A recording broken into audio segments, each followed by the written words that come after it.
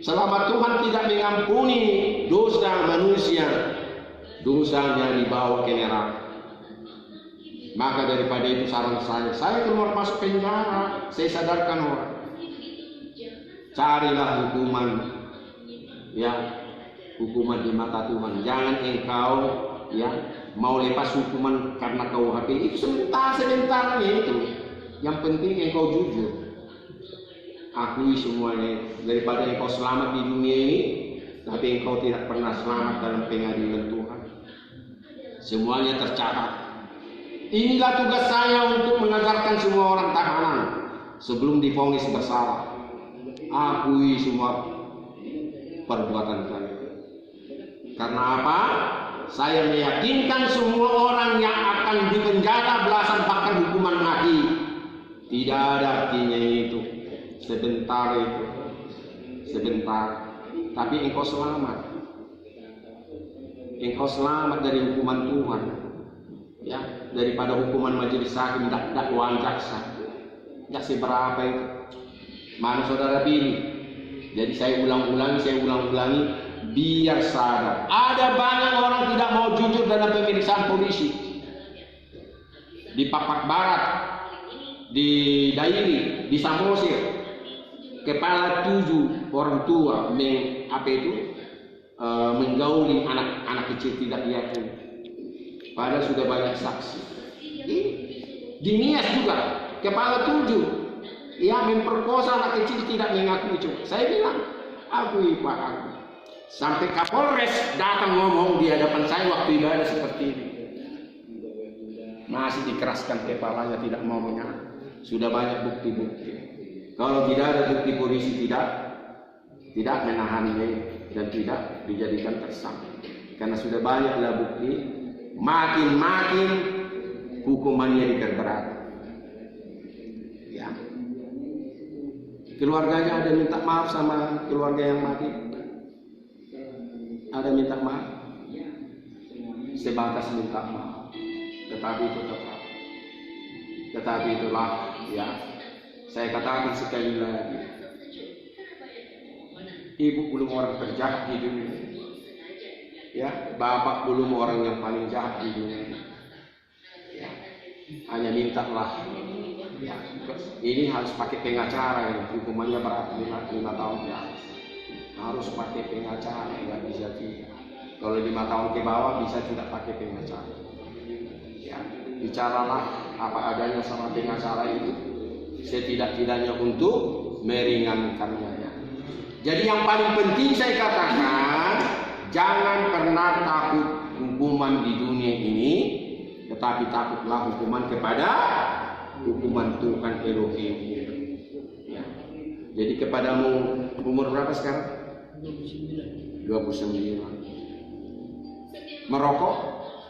Merokok. Dan sejak kapan merokok? Enggak, umur berapa dulu merokok? Habis rokok ganja, habis ganja narkoba gitu ya.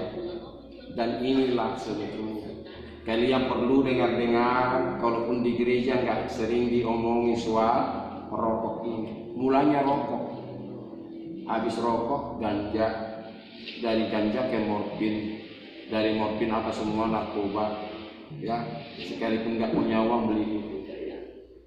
Ya, dari kecil harus diajarin jangan merokok, karena dituntut ya rokok yang paling canggih banget. Menyesal? Gimana saudara ditangkap? Hah? Malam atau siang? Siang. Penjualnya ketahuan, Anda kasih tahu? Kasih tahu. Bagus. Jadi semua terbuka. Jadi saya tidak artinya ikut campur dalam proses penyelidikan polisi. Cuma saya kasih gambarannya kepadamu menurut firman Tuhan bahwa tidak ada dosa yang tidak diampuni. Kalau hukum di dunia ini nggak bisa kita katakan demikian. Wajib memang kalian dihukum. Inilah luar biasanya Sang Pencipta. Seberapa besarkah dosamu, beratnya tuntas dibikin sama Tuhan. Saudara pernah dengar di sini? Sekalipun dosamu merah seperti kain kermiji, merah seperti buah delima, akan putih seperti bulu domba, akan putih seperti salju embun. Jadi tuntas pengampunan kalau hukum Tuhan. Tetapi hukum KUHP paling-paling kalau saudara kooperatif, tidak berliku-liku, tidak berbohong sama polisi dan jaksa semuanya, mengakui di hadapan majelis pun nanti paling-paling dikurangi sedikit, ya, paling-paling dikurangi sedikit. Ada kata maaf, menyesal, dan proses saudara ngaku semua terus terang, paling-paling dikurangi. Tapi kalau untuk Tuhan tuntas dan dikatakan jika engkau mengaku dosamu dan minta pengampunan, Dia adalah setia dan adil. Dia akan menyucikanmu dari segala kesalahanmu. Itu sudah tertulis di sini. Terlalu lama kita buka-buka ini, ya. Nanti baca juga itu pertama Yohanes 1 ayat 9, ya. Ya. Ya. Yesaya 1 ayat 1, ya. Ya. Ya, buka di situ, ya. Coba buka dulu. Stop dulu.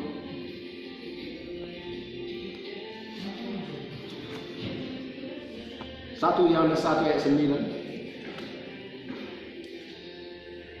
Yang cepat. Sudah, yang kencang baca. Ya, Yohanes 1. Yohanes 1 bukan Injil, surat itu. Ya. Pertama Yohanes 1 Yohanes 1 ayat 9. Ya. Yang kuat.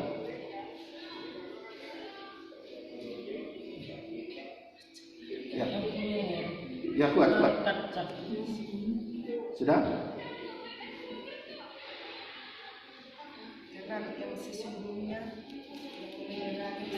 Itu yang Injil itu. Surat Yohanes 1 Yohanes 1. 1 Yohanes 1.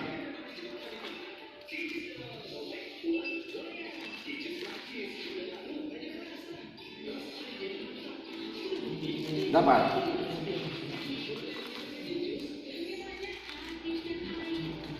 Bisa? Ya.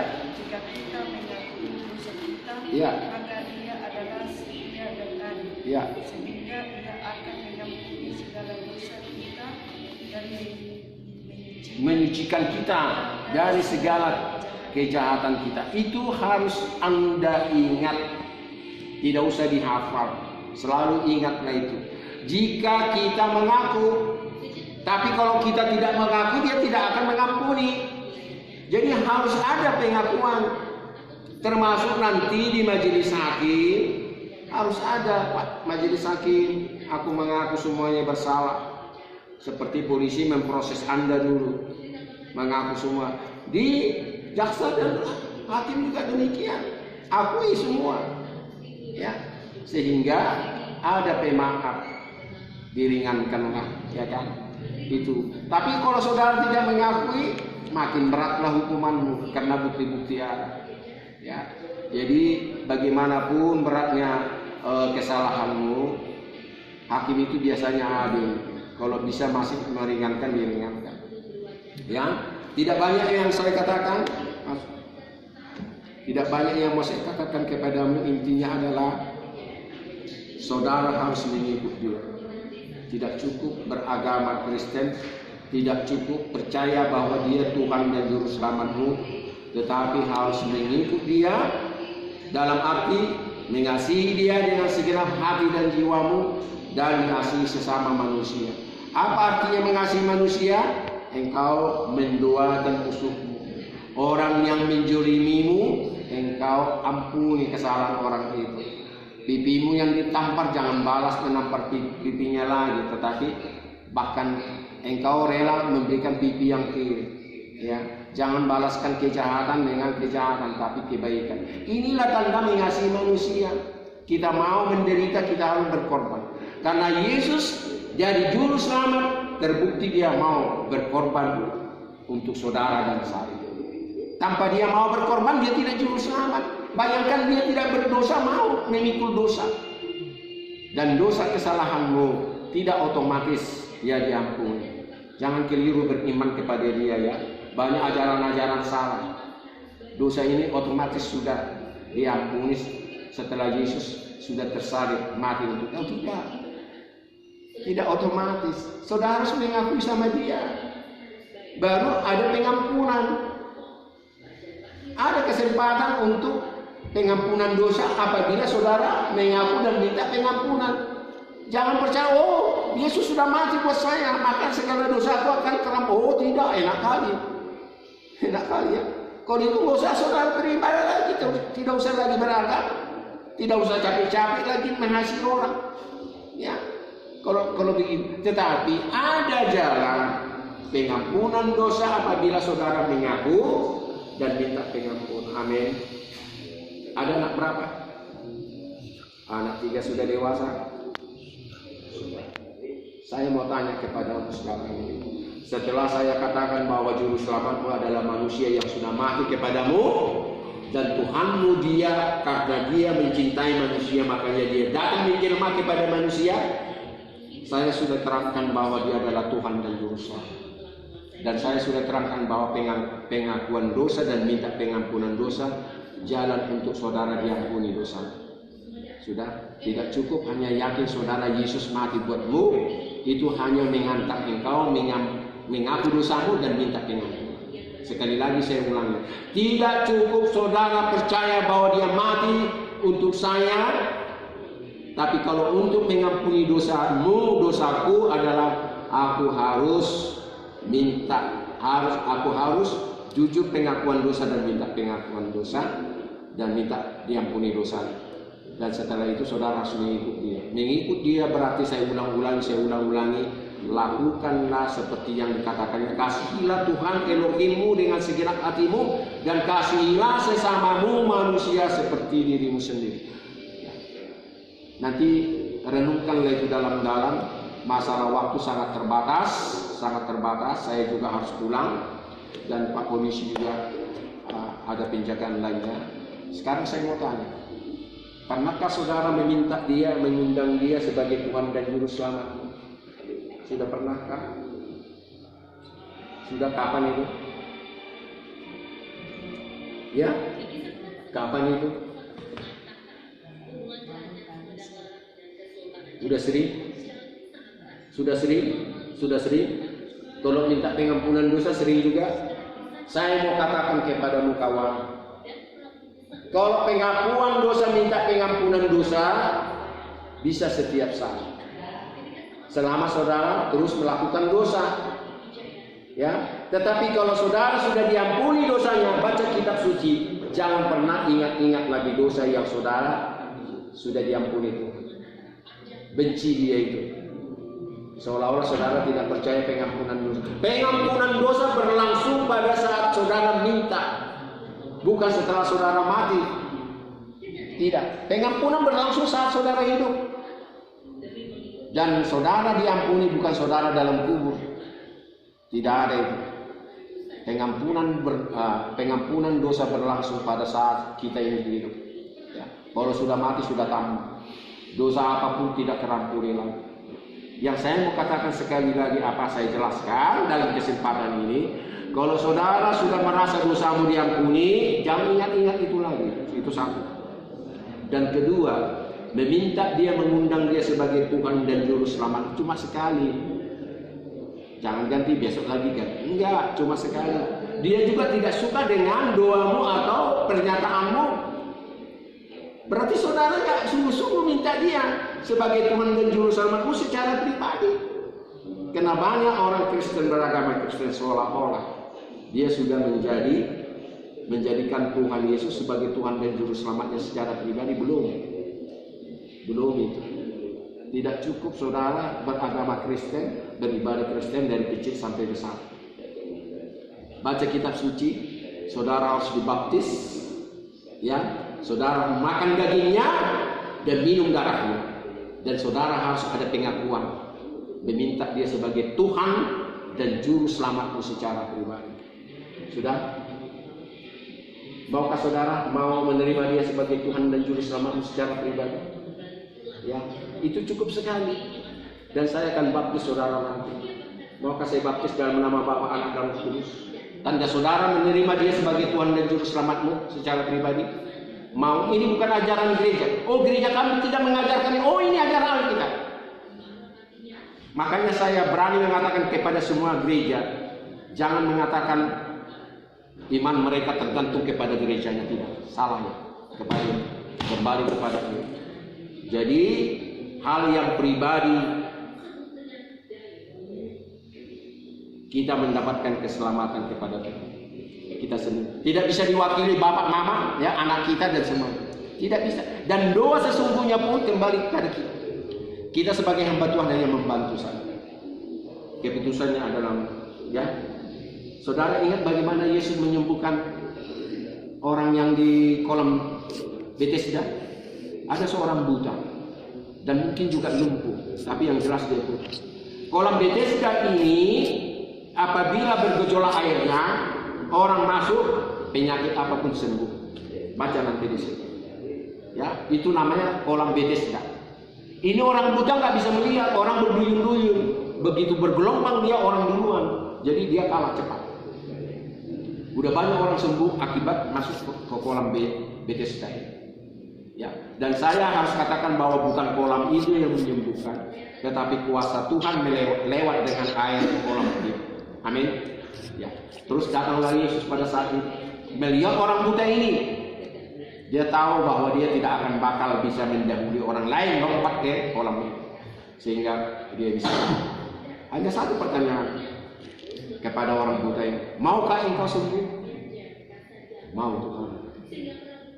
Kalau gitu berdiri, angkat lagi kamu. Berdiri. Bayangkan orang lumpuh, orang buta, kalau begitu ya berdiri ya sembuh. Matanya tidak buta lagi. Jadi mau saya katakan apa? Iman daripada orang buta dan lumpuh itulah yang menyelamatkan dia. Ya, sekalipun ada banyak orang berdoa sama dia, itu hanya membantu. Kembali kepada iman. Engkau harus beriman kepada dia seperti orang buta ya. Ya, seperti orang buta. Ingat Sakeus? Ingat cerita Sakeus kan? Ya, dia sebetulnya merasa tidak layak Yesus menghampiri dia. Apalagi datang ke rumah dia karena dia pencuri. Sakeus itu adalah pencuri, dia pemungut cukai. Cukai orang ditambah. Katakan 100 lebihnya 125. Ya, dia menerima pajak-pajak itu daripada orang Israel pada saat itu. Dia akui, gak mungkin Yesus datang ke rumah saya. Pada saat dia naik ke pohon melihat Yesus, hei Sakeus, turunlah kau. Hari ini aku akan bersama-samamu di rumahmu dan makan. Oh, senang kali dia. Yang hal yang tidak mungkin. Oh, betul juga dia makan di rumah Sakeus. Dan dia tobat pada saat itu. Aku orang berdosa. Tuhan datang kepada aku. Juru selamatku datang kepada aku. Makanya dia bertobat. Apa yang dicurinya dia dibagi-bagikan kepada orang. Diambilnya emas juga apa, katakanlah rupiah apa semua dihampur-hampurkan jadi bagi. Ku kembalikan semua apa yang kucuri. Itu yang mau saya katakan kepada saudara. Berharga di mata Tuhan itulah satu-satunya yang kita cari. Bukan berharga di dunia ini. Kita tahu cerita Sambo. Ya, itu kawan saya itu Sambo. Kawan saya di grup. Ada grup kami. Ya, yang sekarang diproses. Tahu Jenderal Sambo? Tahu? Dulu masih pangkatnya belum seberapa, mau melayani Tuhan. Begitu pangkatnya tinggi, jabatannya tinggi, kerjaannya tinggi, lupa lagi. Lupa dengan Tuhan, inilah akibatnya. Padahal dulu sama. Ya, sekalipun polisi banyak pendeta loh. Tentara banyak pendeta loh. Jangan salah. Ya, banyak polisi-polisi yang sudah pendeta. Yang saya katakan apa? Begitu jabatannya tinggi, pekerjaannya posisinya tinggi, lupalah sama Tuhan. Jadi saudara jangan terlena bagaimana dunia ini, ya, termasuk itu. sakit hatimu. Ya. Kalau saudara tahu akibat begini, nggak mungkin kan dilakukan, nggak bakalan. Setelah begini penyesalan itu datang, karena selalu penyesalan terlambat. Setelah terjadi baru menyesal. Saya pun percaya hukuman berat yang dilakukan manusia, termasuk Bapak Sambo, kawan saya itu. Bapak Sambo juga menyesal itu, tapi selalu terlambat. Jadi itulah kalau saudara saya mau baptis, mari berdiri, saya akan baptis saudara dengan menerima dia sebagai Tuhan dan Juru Selamatmu secara pribadi. Bangkit berdiri. Saudara pernah mendengar nyanyi begini? Mengikut Yesus keputusanku. Pernah dengar? Boleh ikut saya nanti ya. Letakkan aja dulu. Ya. Ini terjadi di India. Suami istri dan anaknya satu. Ya, India. Ya, ini dari medsos saya dapat. Dan di India itu hanya satu agama di situ. Tidak bisa agama yang lain. Bapak ibu ini dengan anak ini agama Kristen. Terus disidang dia. Kepala-kepala adat semua di situ. Ya. Kalau saudara meninggalkan agamamu saat ini, engkau selamat.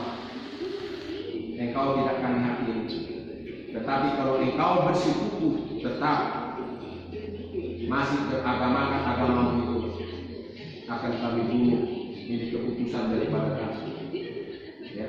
Saudara tahu, pada saat anaknya dipanggil di depan, katakanlah itu yang gantungan atau pedang sudah ada di leher, dan nyanyilah Bapak, tolong perhatikan saya, tolong lihat wajah saya, menangislah Bapak.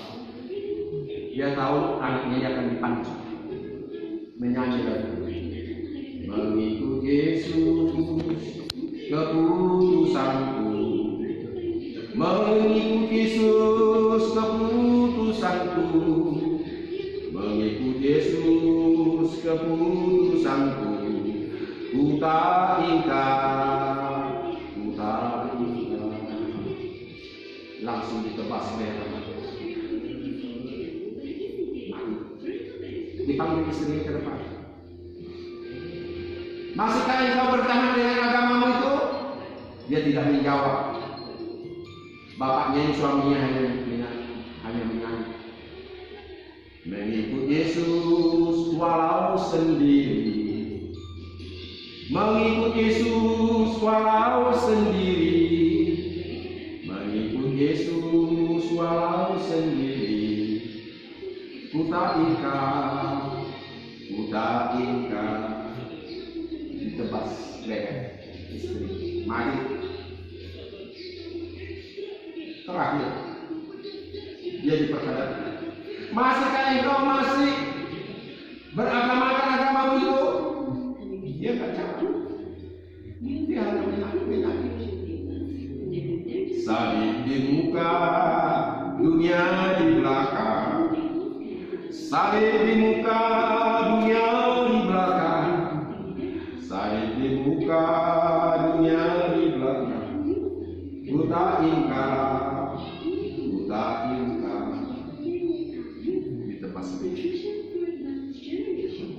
Saudara tetap akibat semua mereka jadi Kristen.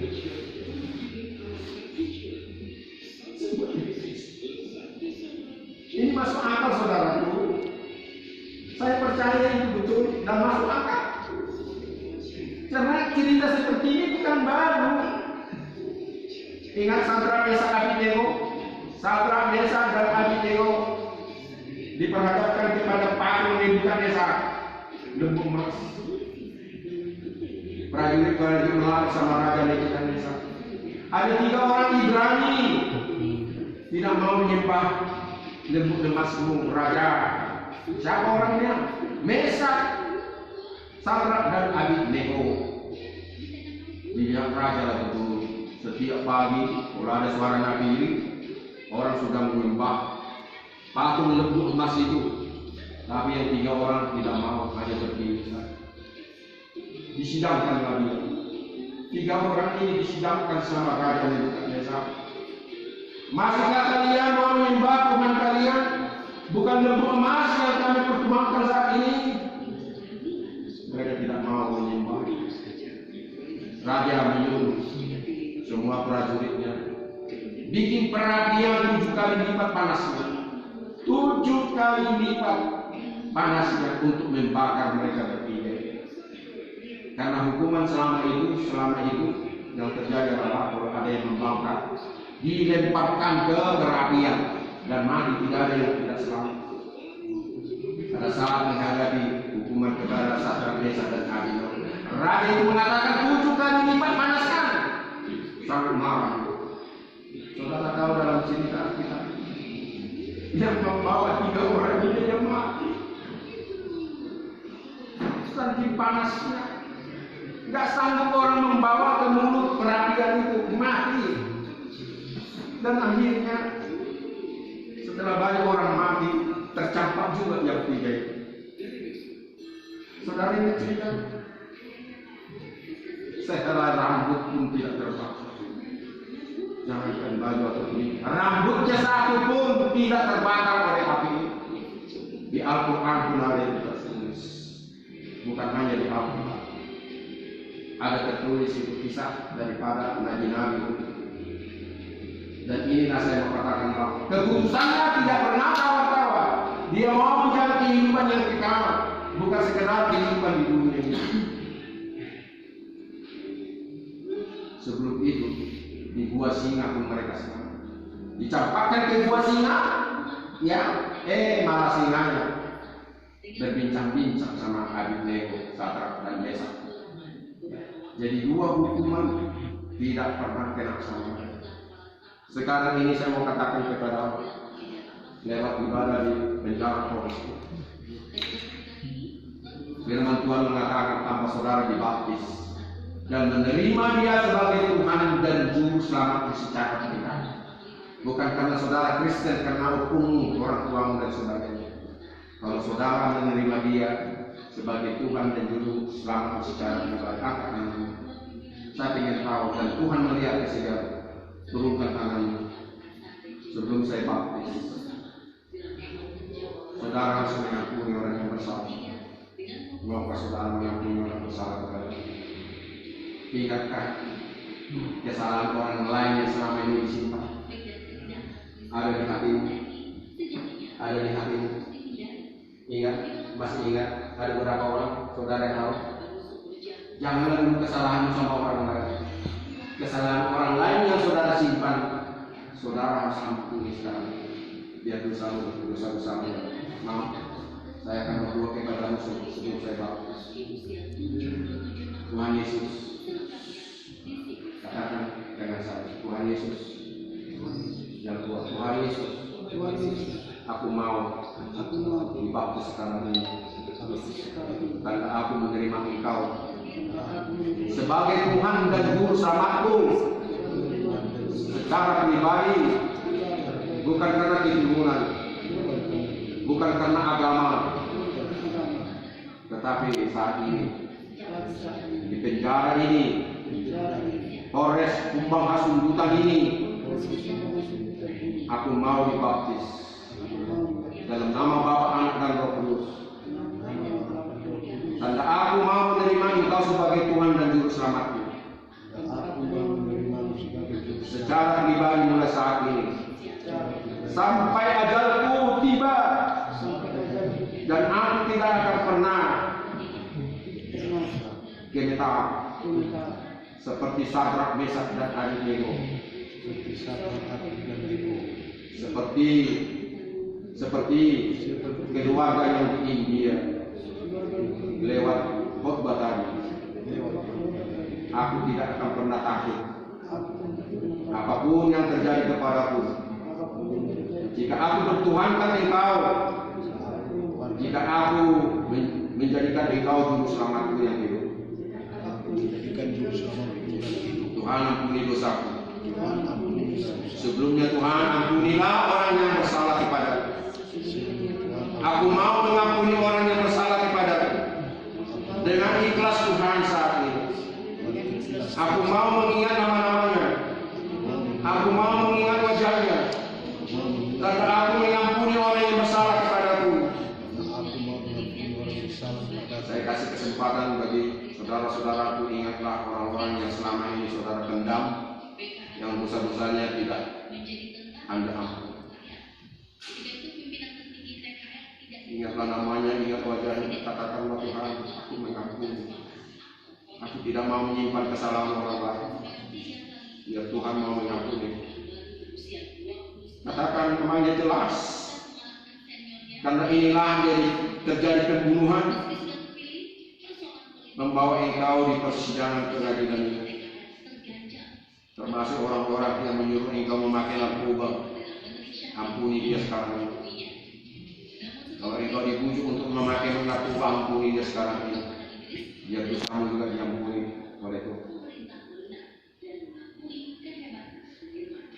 Mampukan Tuhan mereka mengingat nama-nama orang yang selama ini disimpan kesalahan, agar sekarang ini tuntas dan selesai dalam penjara ini pengampunan dosa kepada orang-orang yang bersalah kepada mereka, agar Tuhan juga mau mengampuni mereka. Ikuti doa saya. Terima kasih Tuhan. Terima kasih Tuhan Yesus. Engkau Tuhan dan Juru Selamatku yang memampukanku mengampuni orang yang bersalah kepadaku saat ini. Sekarang ini Tuhan, aku mau mengampuni dosaku kepada sesama manusia, kepada orang yang kubunuh, kepada orang yang kusakiti hatinya, kepada orang-orang yang kufitnah dan sebagainya. Mampukanlah Tuhan mereka mengampuni aku. Dan seperti aku mengampuni orang yang bersalah kepada aku. Dan mampukanlah Tuhanku menerima pengakuan dosaku. Ingatlah dosa-dosamu kepada Tuhan dan sesama manusia. Saat ini juga tanda saudara mau minta pengampunan dari Tuhan. Ingat semua. Mampukan Tuhan aku mengingat segala dosaku kepadamu. Ya Tuhan mau mengampuni aku saat ini juga Tuhan. Aku dosaku. Dan minta pengampunan sekarang. Percayalah bahwa dosa-dosamu terampuni saat ini juga. Saat dimana engkau mengaku dan minta pengampunan dosa. Jika benar di situ Tuhan mengampuni engkau. Sekarang kita masuk dalam pembaptisan. Saya mau bertanya, sebelum saya membaptis engkau dengan air ini, Tuhanlah membaptis engkau dengan Roh. Aku hanya sebagai hambanya untuk penumpangan tangan kepadamu. Tapi sebelum aku melakukan ini, maukah engkau bersama-sama dengan aku mengatakan pengakuan iman tersebut? Tolong angkat tangan. Tolong angkat tangan. Dan ikuti perkataanku. Pengakuan iman tersebut ini